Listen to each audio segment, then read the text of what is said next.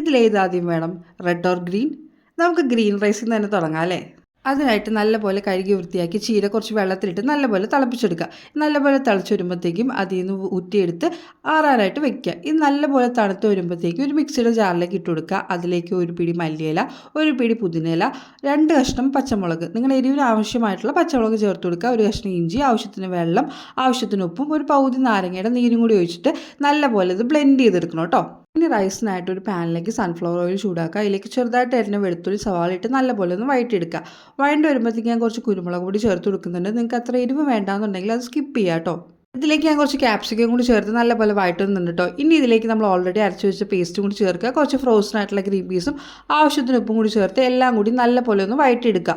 നല്ലപോലെ വഴണ്ട് വരുമ്പോഴത്തേക്കും അതിലേക്ക് നമ്മൾ ഓൾറെഡി വേവിച്ച് വെച്ചിരിക്കുന്ന റൈസും കൂടി ചേർത്ത് നല്ലപോലെ മിക്സ് ചെയ്തെടുത്ത് കഴിഞ്ഞാൽ നമ്മുടെ ഗ്രീൻ റൈസ് ഇവിടെ റെഡിയാവും. അപ്പോൾ ഇതേപോലെ റെസിപ്പീസിന് ഫോളോ മൈ ചാനൽ.